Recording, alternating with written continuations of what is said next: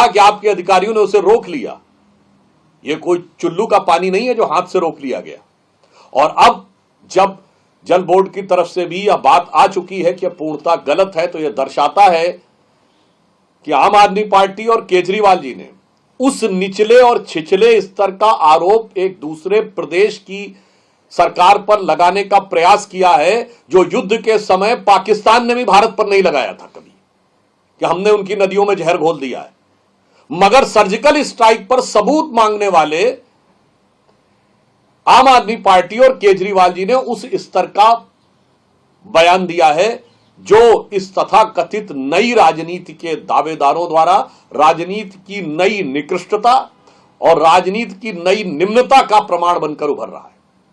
अब यह दिल्ली की जनता को तय करना है कि वो अपनी हार को साफ दीवार पर लिखी इबादत की तरह देखकर विक्षिप्तता में आ गए हैं, या निकृष्टता का प्रतीक है, या निम्नता का प्रतीक है। और अब मैं कह सकता हूं कि जहरीली बानी बोलने वाले केजरीवाल जी की पानी पर दी गई यह बानी निश्चित रूप से दिल्ली के हर व्यक्ति के मन को झकझोर रही है कि राजनीति किस सीमा पर जा रही है, और यह दिल्ली के मान सम्मान का प्रश्न है। तो मैं एक पंक्ति में कहना चाहूंगा, दिल्ली की जनता से आह्वान करना चाहूंगा कि देखिए, पानी के दोनों अर्थ होते हैं। पानी का अर्थ पानी भी होता है, वाटर या जल जिसे हम पीते हैं, और पानी का अर्थ मान सम्मान भी होता है।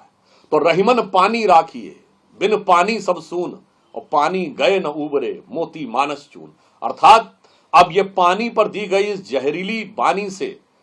के द्वारा आपको दिल्ली के मान सम्मान और स्वाभिमान का भी उसी प्रकार से रक्षा करनी है, जैसे कि इस प्रकार की बातों से दिल्ली और देश की जनता को सावधान होने की जरूरत है। और एक और बात लॉजिकल कह दूं,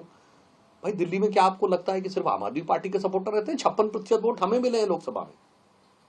और हरियाणा के बाद दिल्ली, और दिल्ली के बाद गंगा जमुना जी उत्तर प्रदेश में जाती हैं।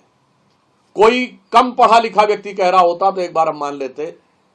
कि वो बहकावे में कह रहा है,